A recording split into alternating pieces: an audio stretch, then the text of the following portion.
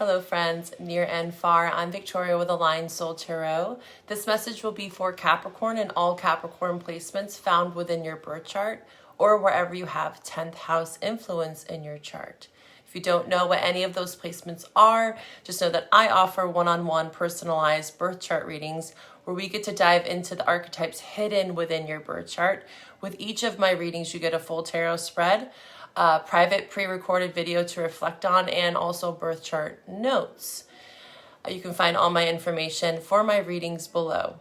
In this reading, we will discuss astrology specifically for your sun and ascendant signs, oracle messages, tarot, and I'm trying a new format where I'm doing a separate love reading. You can find that link below if you are interested in those messages. I find that there's a lot of fluidity and correspondence with both readings, so I highly suggest that you watch both and watch for your other placements.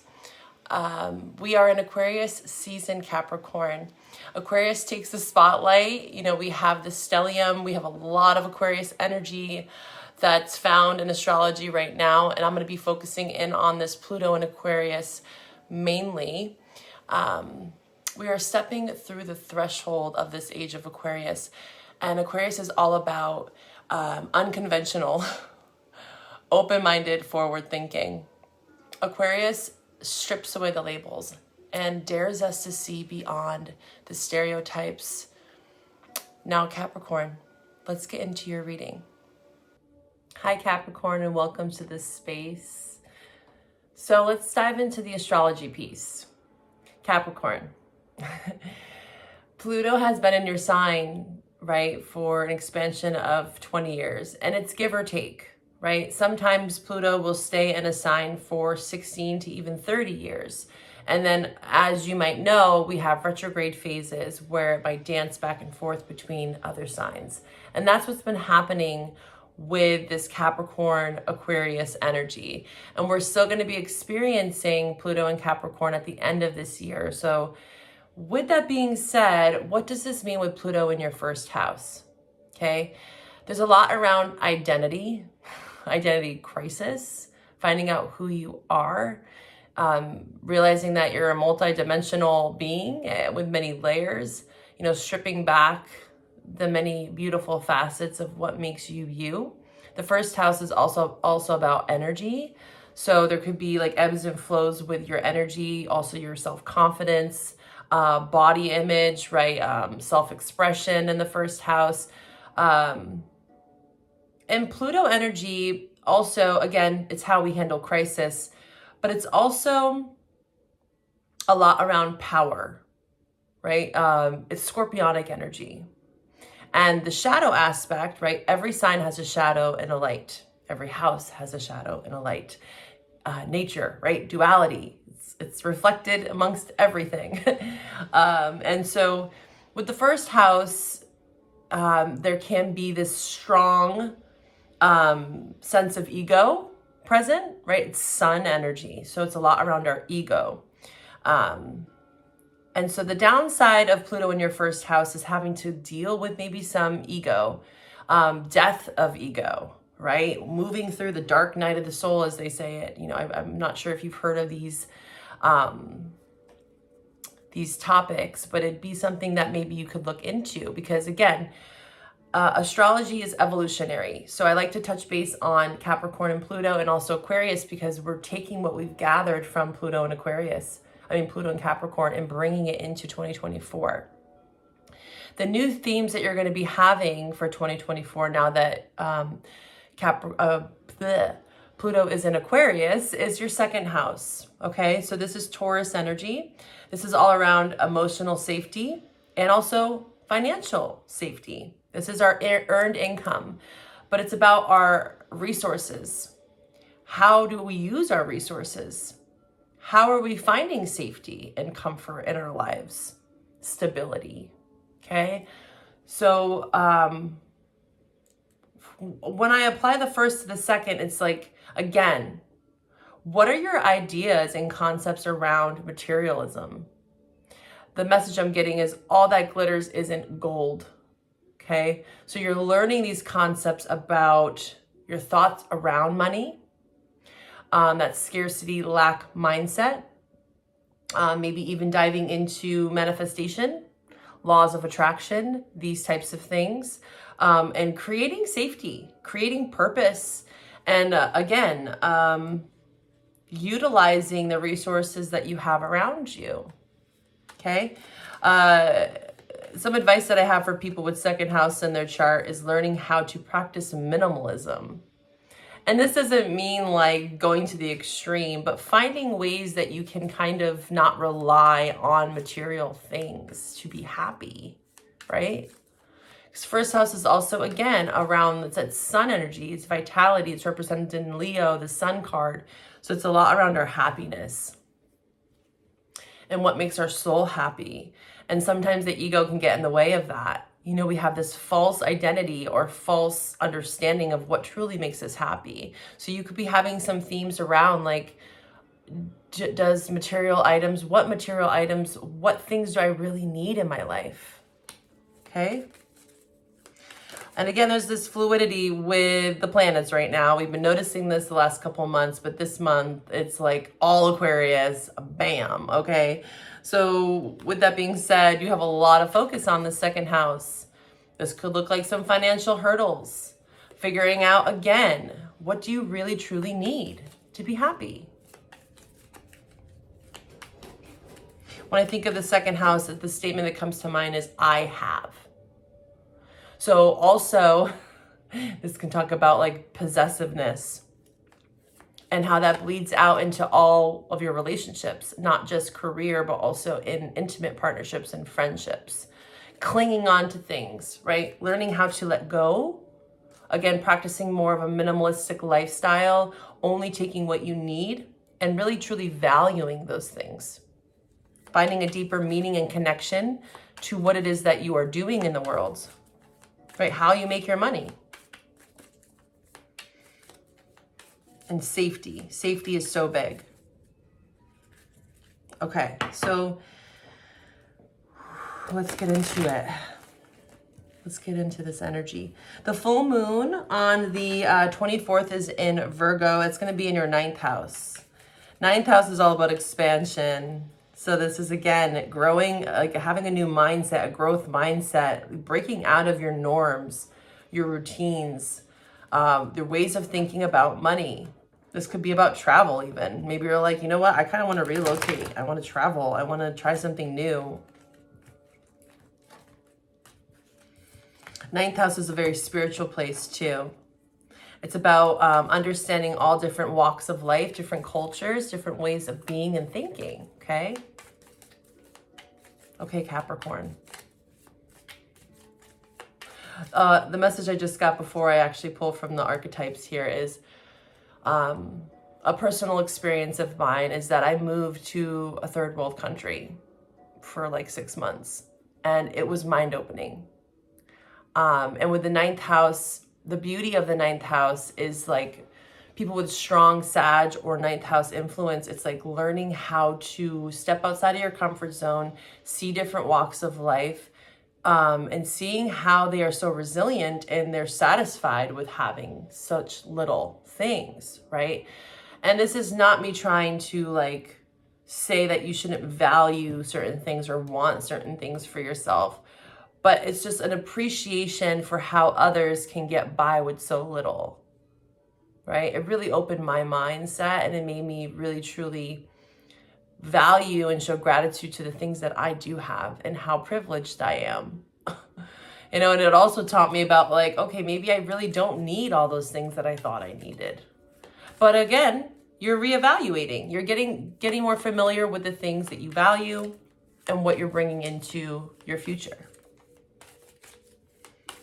Okay, Capricorn, what do we have from you for the wild? Oh, too many. Oh, okay, there it is. So you might have Sag. Wow, same on the bottom. That's interesting. The ring and the ocean, they have the same 2 cards. Okay, I'm gonna pull one more just because you might have Sagittarius in your chart. Where do you have Sag in your chart? That's that 9th house. So this is emphasizing. Can't talk today. Emphasizing that 9th house influence. I do offer birth chart readings, as you know, if you really want to get familiar with the aspects, the houses, how this Pluto transit is aspected in your chart right now, what major transits are coming up for you this year. So find all that information below. But it would be really interesting to see where you have Sag. Or like connecting with a Sagittarius, potentially. Let's see what else we have. One more for Capricorn, please. Capricorn, please show me what I... Okay, the King. Ooh, yeah, the Creator. I like that. So the King, this is reminding me of that first house influence. It's kind of like the sun energy, right? King, it's very masculine, right? You know, when I think of the first house, it is predominantly masculine energy. It's like the solar plexus. It's our confidence, again, around our body. It's how we see ourselves, right? Our ascendant is how others see us, and the moon is our emotional landscape, right? And then each of the other planets have their own flavor. But yes, the first house is being emphasized. So again, a lot around identity. The King is like the emperor, and you could also be a female, just know that. But this is about like true power. And also like, I'm getting like putting the power back in your hands. Also, a good question for you is what makes a good leader?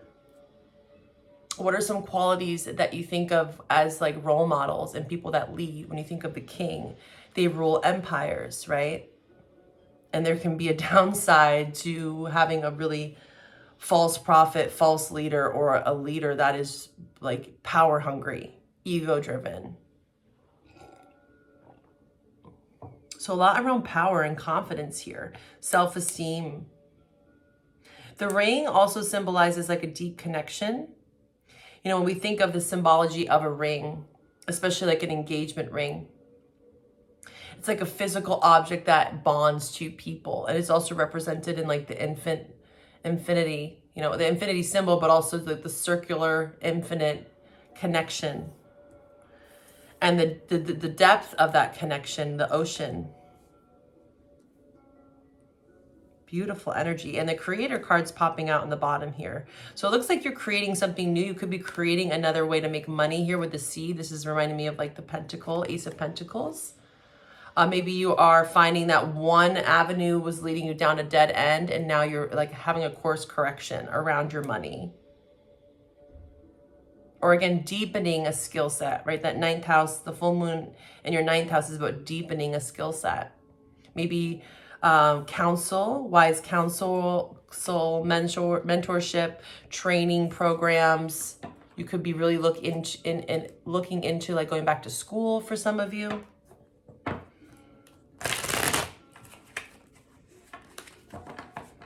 Okay, let's see here. All right, Capricorn, what do we have for you? Capricorn, the Capricorn collective, please show me what I need to see for Capricorn. Again, the love reading is in the description box below. Sometimes I pick up on love in these general messages, right? And most of the time, I would say at least half of the time, these messages go hand in hand. There's a deepening, right? With doing more of the astrology piece, the general message, and then more specific love. But if you're not, you know, looking for advice on a love situation, then, you know, maybe it's not for you. Those readings are definitely more for people that are, you know, working through conflict, or maybe just trying to deepen their connection with someone.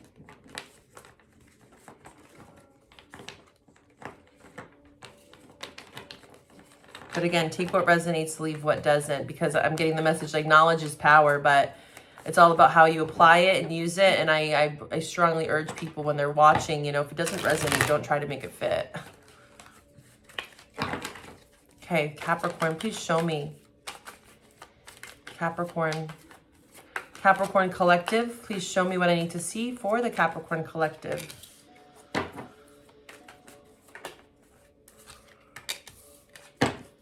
Capricorn, please show me. One more. Okay. Wow. Strong. Whew. You got like all swords. Knight of Swords, Page of Swords, Magician, which is Gemini energy. And we have the Three of Cups. Okay, so let's take a look at this. Page of Swords, again, this is about research. Okay, and so this is study. So I strongly feel, and I urge you to, you know, think about it. Maybe getting into some sort of program, licensing. It could be like a couple week training, workshops, etc. I feel like that's at the forefront for you. Yeah, and like at the bottom of the deck, the Seven of Cups is like being curious and being open.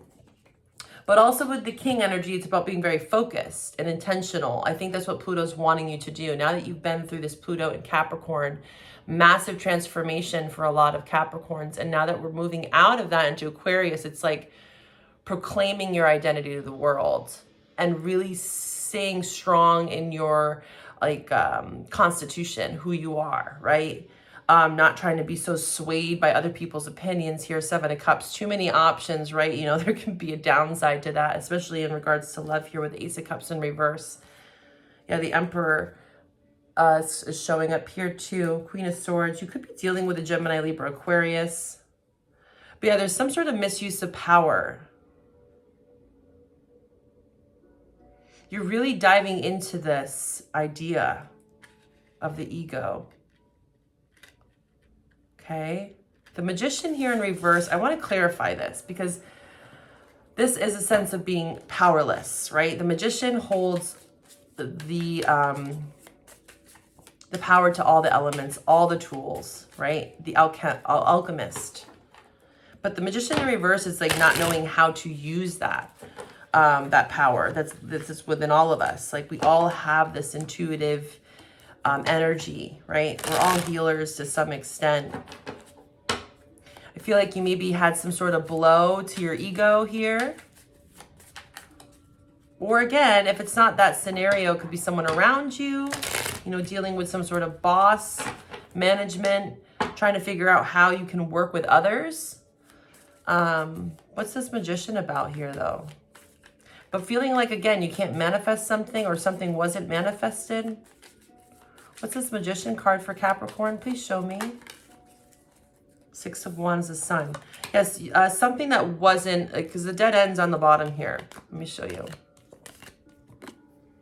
Dead end. I do feel like you had some sort of course correction. There was a dead end. You could be experiencing this now or it was in the past, okay? And again, you're trying to like expand your horizon here. Break out of the box. Break out of the norm. You step outside of your comfort zone, not let the ego get in the way too much. Because the Six of Wands also talks about ego.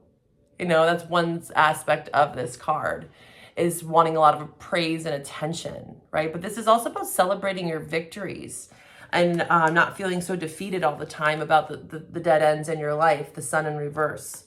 Because the Sun in reverse is a negative mindset, you know, being more pessimistic because life's just beating you down. Like feeling like, is this not for me? Whether that's career or relationship, like it never works out for me, like doom and gloom, you know? And it's okay to be in those spaces, but we have to remember, again, we are intuitive beings. Our minds are very strong. The words that we say to ourselves and others, it's like a living language. One of my mentors talked about this a lot, and I really was inspired by her in so many ways because we would have these meetings together, and the language that I was using, she would always like pause, Victoria, like take a moment and think about what you just said. Like the words that we say are like spells, you know, and we forget that sometimes. And so it's not to like try to be perfect about it, but just thinking about what are you communicating out to the world and what are you also telling yourself? And being honest too.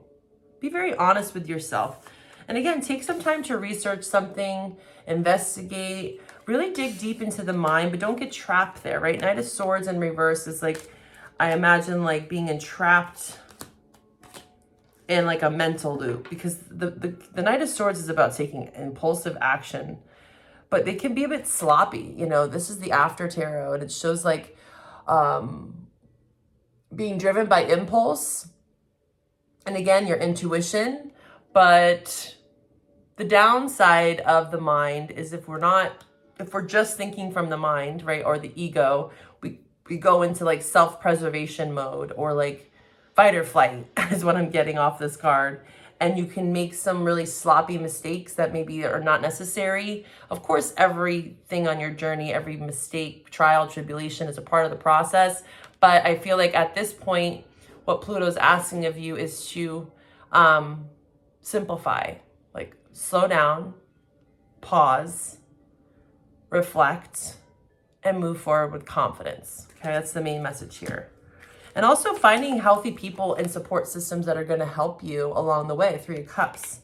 There's a lot about celebration. I think it's important for you to find a balance.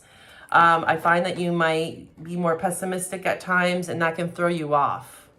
Or if you get stuck in that pessimism for too long about life, like nothing's working for me, then that's only what the universe is going to keep giving you. I've learned that the hard way, Capricorn, I know. I'm an air sign myself.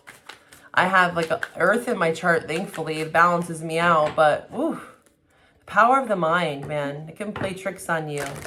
There's so much in there to uncover. But again, our mind can really play tricks on us. So working on like somatic practices, feeling into the body is really important too. Asking yourself more like I feel statements, trying to work around your heart rather than just being stuck here, mental space. How can you find ways to clear your thoughts? Truth be told is showing up here. Yeah, truth be told. So there's some sort of revelation here, some truth, a deepening of truth, which we've been talking about here. What else? Oh, there it is. All that glitters. So this was the card that I was thinking about earlier with your second house, Pluto and Aquarius. All that glitters is in gold. You are really starting to see maybe a past self where you valued other things, and you're realizing like, you know, the shiny, beautiful materialism, you know, having a nice house, a nice car, you know, flashy things. Like, does that really bring happiness? Maybe for a short moment.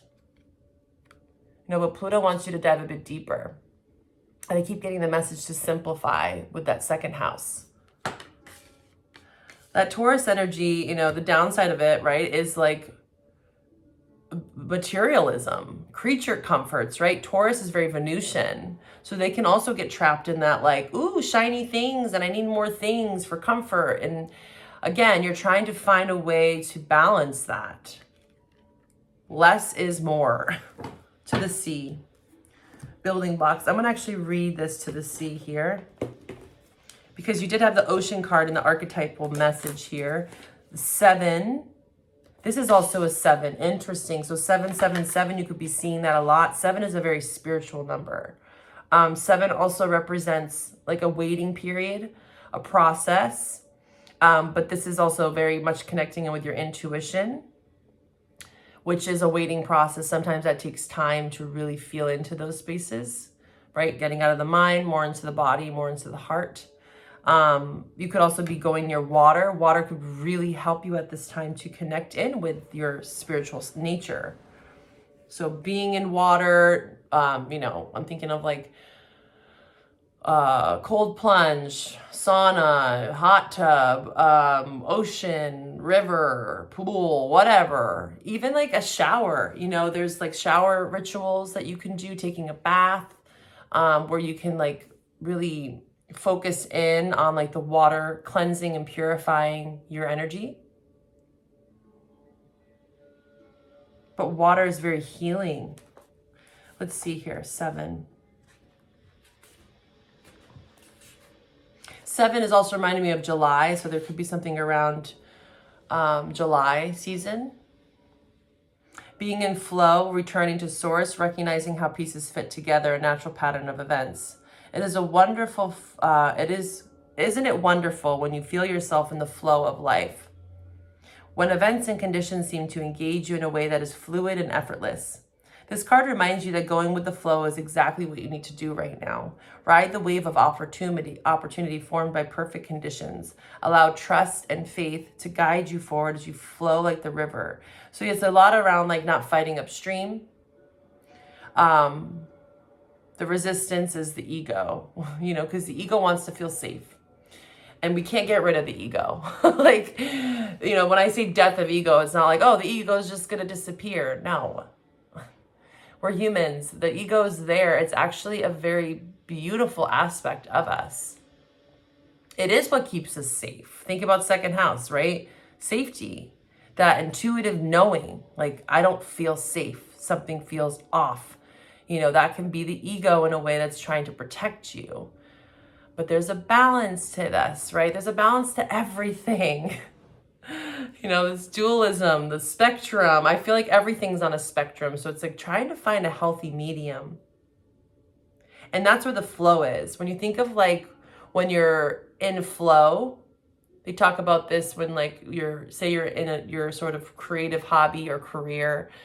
You know, we're all striving, hopefully, to find that type of fluidity and flow in the work that we're doing and what we're creating, right? It's effortless. It just feels like, wow, this just feels right. So leaning more into that, okay? That's the message here. And not like material things, because that's just a dead end, it seems. Again, it's short-lived. Okay, let's pull from the Moonology, and then we're going to take this over to the love reading here. What do we have for Capricorn? What do we have for the Capricorn collective? Please show me what I need to see for February for Capricorn. Take time to breathe. Yeah, that's that flow. Luck is on your side. Sag also got that message. And look at prosperity lies ahead. So again, the fear. I feel like fear creeps in. Like, oh, what do I have? I don't have enough. The ego kind of getting in the way. It's like, enjoy what you have, the simple things in life. Practice gratitude, Capricorn. Don't work yourself up. Try not to make impulsive decisions around any arena of your life. Feel into your heart. Where is the flow? Where is that just ease? Move into that, right? Breathe.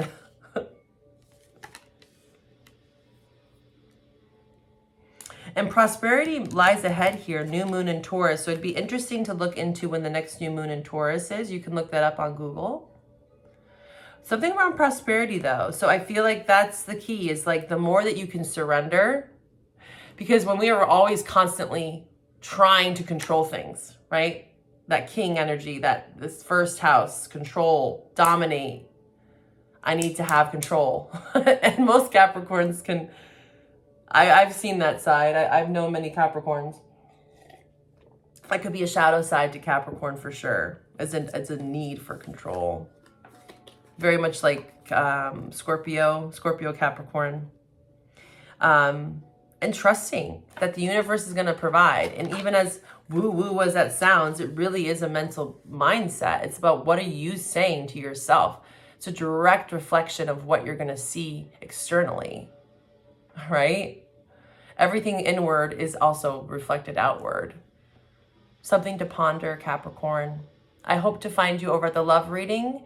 And also check me out on Patreon if you want to see the extended readings. They're more extended love readings. But as that channel grows, I'm going to be doing more pick a pile card readings on there. And like full and new moon. I'm trying to find a nice balance of how I want to grow that community over there. I want to be very intentional with the people that gather there, and I want to also provide them with what they're wanting. So if you want to join Patreon, shoot me a message. Let me know what you're wanting. What kind of content are you needing?